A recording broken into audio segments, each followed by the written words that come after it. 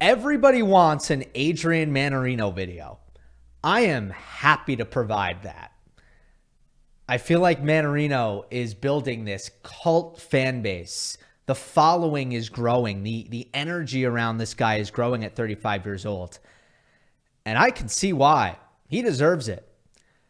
Because everything about Adrian Mannarino, the way he goes about his tennis, the way he goes about his business, what he looks like, what he says, it's all one of a kind.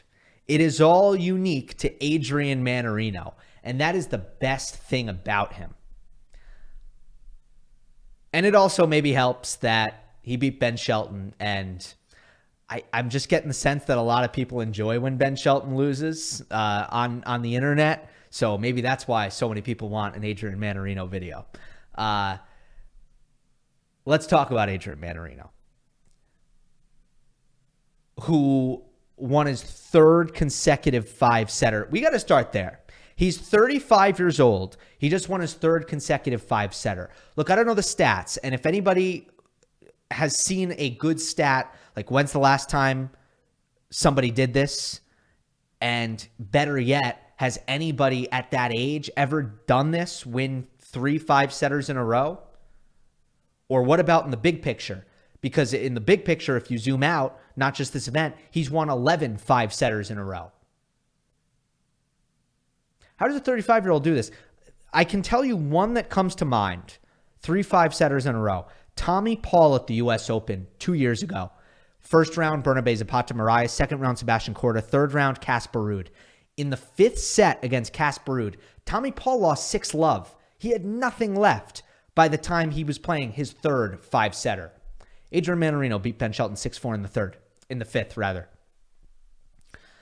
I think there's a simple explanation to this. Let's start with the physical side. And you could say, oh, how is he in such good shape? That's normally what we would say, right? How is he in such good shape that he could play 3 5-setters in a row? I don't think it's about that. I don't think that's what it's about at all. I don't think he has to be in as good of shape because of the way he moves around the court and hits the tennis ball. Watch how much he's loading his legs. Watch how much he's loading his hips. Watch how smooth and efficient his movement is. A little bit like his countryman, Gilles Simon. Another similarity with his countryman, Gilles Simon. Notice how he doesn't carry a lot of muscle around. There's not a lot of extra weight on his body. So I don't think it's that, he has conditioned himself to exert tremendous amounts of energy and force for long periods of time, like so many of the players who we praise their endurance have conditioned themselves to do. I think it's that he's exerting less energy than everybody else. Point in and point out. Stroke in and stroke out. I think that much is very clear. That's got to be his secret. But I also think that we would be remiss if we just focused on the physical side. What about the mental side? It's very hard to play 3 straight 5-setters mentally. Very difficult. We got some great insight into Adrian Mannarino this week. He is so carefree as a professional tennis player that he doesn't even want to know who his opponent is. He does not game plan. He does not prepare on the practice court for his opponents. He is only concerned with his tennis and his own performance, which at the end of the day is always the most important thing. And clearly he has figured out how he performs best. And that includes reducing the anxiety and the stress that comes with knowing who your next opponent is. So Mannarino says, I don't want to know. Isn't that incredible? And I can assure you that that's not the only measure he takes to reduce the stress that he feels between matches. So I think the mental part is huge. And I want to know more about Mannarino's mental strategies because Boy, that's fascinating. He also said after the match that tequila has been a secret to his success. He started drinking because that makes him think less. That's what he said. There might be some really interesting stuff that he does with stress reduction. I'm not endorsing alcoholism as a means of stress reduction, but hey.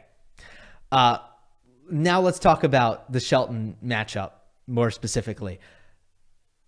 He is uniquely positioned to return Shelton's serve. I think that he gives Shelton trouble for two reasons. The first is the return of serve. And it comes back to the technique, right? Short, simple takebacks that enable spectacular timing, racket technology that allows for him to redirect pace without having to generate a lot of racket head speed. A master at using the incoming pace and, using that force as a means to send the ball back quickly. And he takes time away, right? He's not returning Shelton's serve from deep in the court. He is taking the ball early, and he has those quick, short, simple takebacks in order to do that. So, Shelton, as this match went on, got less and less free points, it felt like. And for the match, he only got 25% serves unreturned. And by the way, some people said that Shelton's serve speeds went down. I saw that on the internet. His serve speeds did not go down. According to Infosys and the stats that I saw, they did not go down. I just think Mannarino got used to it and started getting better reads. And even on the second serve, by the way, it was impressive what Mannarino did. Shelton averages 105 miles per hour on the second serve and gets really, really heavy kick. And most players can't do both. And Shelton only won 48% of his second serve points because Mannarino was putting great returns back in play. The one thing Ben doesn't do is hit his spots. So when you watch back the fourth set and the fifth set and, Mannarino breaking Shelton twice in the fifth, look at the spots. That's what was lacking. Shelton serves were plenty fast. They have so much action on them, whether it be slice or kick. And you have to imagine Shelton's whole life, he hasn't ever needed to hit spots. Like, seriously, he's never needed to hit spots. You think in college, his spin and his speed wasn't enough to get tons of unreturned serves, tons of short, weak returns that were going to set up his forehand? Of course in college, nobody was returning like Adrian Mannarino. The standard is now higher when you go up against a guy like this, and you better hit your spots. And Shelton is still in that learning curve. We saw it at the U.S. Open against Djokovic, even though he had a shoulder injury, which he still hasn't talked about publicly. I like to say it because Shelton's shoulder was pretty hurt against Novak at the U.S. Open. But even if his shoulder was healthy, it wouldn't have made a difference because he doesn't hit his spots well enough to dominate with his serve against the best returners. We even saw that in other portions of the tournament. Even Bautista Agut was getting a ton of serves back in the first and the second set in the first round against Shelton. So that's the first thing. The second thing is the height of bounce battle. And I thought Mannarino was going to win this match coming in. And I think I said it in the preview that I thought that Djokovic's fourth round was going to be Mannarino. One of the big issues for Ben is backhand to backhand, because Shelton doesn't do a good job of getting down low to hit backhands. Now, he came in with a plan. He started the match with a plan to slice the backhand. Very, very clear, because I've been watching a ton of Ben Shelton over the years. I shouldn't say over the years, because he's only been on he's been on tour for less than 2 years. But since he's come on tour, I've never seen him slice so many backhands. But eventually he abandoned that strategy. And he abandoned the strategy, I think, for two reasons. The first is that executionally, is that a word? His slice backhand isn't that good. So he's still having issues just hitting good slice backhands. So even if it's the right play, if it's not developed to the point where you can do it really, really well, it doesn't really matter if it's the right play. The second thing is doesn't really accomplish what Ben wants to accomplish in the big picture.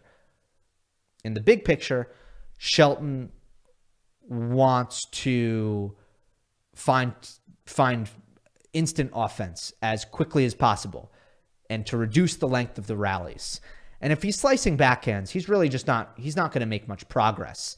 Again, unless he's hitting fantastic slices, putting Mannarino out of position with those slices and hitting them well enough that Adrian is giving him a ball to attack on the next shot. But Shelton just wasn't hitting his slice with high enough quality to accomplish that. So he abandons the slice backhand, and he has a major backhand problem. And think about this for a second. Ben never has to deal with this problem.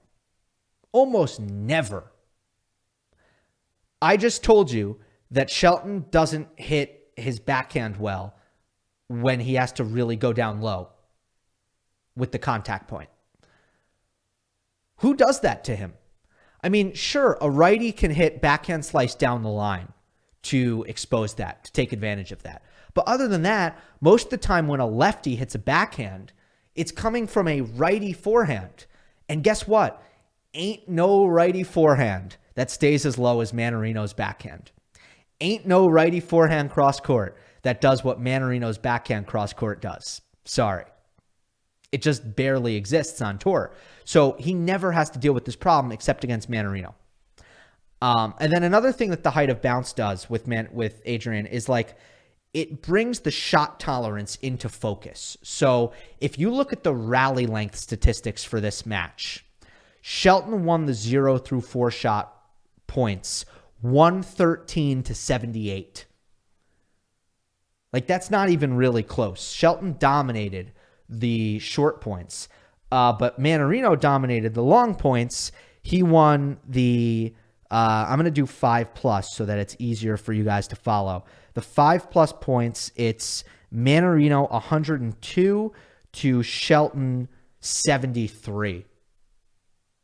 Now, total points won, Shelton actually had more in this match than Mannarino by 6. So, look, don't get me wrong. It was an exceptionally close match. Shelton almost won it with his, brutalizing shot making and firepower. And the one thing that did work out in Shelton's advantage in this matchup is Mannarino's favorite serve wasn't working against Ben because Shelton was actually hitting forehand return winners, or at least very damaging forehand returns down the line off of Mannarino's slice serve on the ad side, which against righties is like the best serve ever. Like righties don't know what to do, but Shelton had an answer with his big lefty forehand.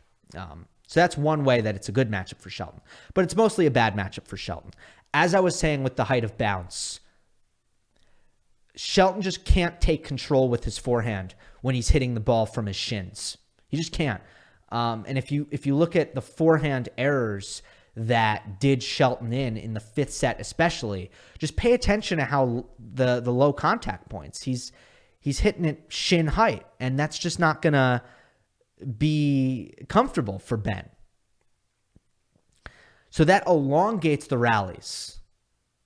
And ultimately, the picture I'm trying to paint, if Shelton can't take control with his ground stroke power because of the low contact points, and Shelton can't take over and dominate with his serve, at the end of the day, there's too many balls coming back into play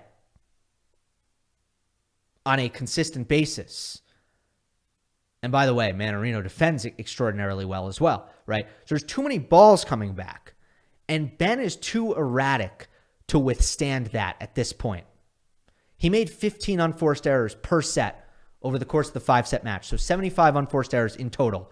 But I like to do it per set. I think that's more fair to the players because you could be like, oh, 75, that's such a high number. Well, was it a long 5-setter? In this case, yes, it was a long 5-setter. But 15 per set is still pretty significant. So at the end of the day, Mannarino was so tough, so magical on the return and defensively and moving the ball around the court and finishing at net when he had chances to do so. Incredible stuff. Incredible match. So that's all I have on the match. But now we'll see how Novak does. And here's what I'll say about that. Djokovic is a really good low ball hitter, forehand especially, and I think that matters a lot. And Novak's forehand, it looked pretty normal against Echeverry. It wasn't spectacular, but it looked normal. And it hadn't looked normal in the first 2 rounds. So that's a good sign. So look out for the difference with Novak and just how good he is from low contact points. The other thing is Novak is probably going to play a lot of off speed unless he has something to attack. So if you don't have a chance to make Adrian run, you shouldn't hit the ball hard. Hitting the ball hard just helps him. Shelton doesn't have that kind of feel, that kind of tactical guile. Novak will. So look out for that. I'm interested to see how Mannarino plays when Novak gives him those slower balls and forces him to create his own pace. And then the last thing to look out for is, still Mannarino's legs are going to be a storyline here. And, will he have the legs to use the kind of Dino Prismic strategy against Novak, keep the ball in the court, try to wear down Djokovic? Because likely, I think if they have that physical clash, it actually might be Adrian who wilts before Novak. It's going to be fascinating to watch, though. I love that. Mannarino is starting to get more and more popular. He really deserves it. And by the way, Ben Shelton, just a word. I think I just want to get this in. This was a good experience for him, and I think he played well. I don't think there's all that much that Ben should regret about the performance, but he has a long way to go. He's got to still develop the consistency from the back of the court, and he needs to still develop the volleys and the backhand slice and the spot serving. It was just another one of those matches where when he was at his best, you could see these spectacular highs, this unbelievable level of firepower and shot making that is unstoppable. But then you also saw the mistakes and the rawness. And look, it's so natural for someone at his stage. Again, he's been on tour less than 2 years. Mannarino played great. Adrian said he was really impressed with how Ben has improved because they played each other last year. And that was one of the first things Adrian said. And Shelton also thinks that he played as well as he's ever played against Mannarino, and Mannarino still found a way to win. So congrats to Adrian. Hope you enjoyed. Don't forget to subscribe. I'll see you next time.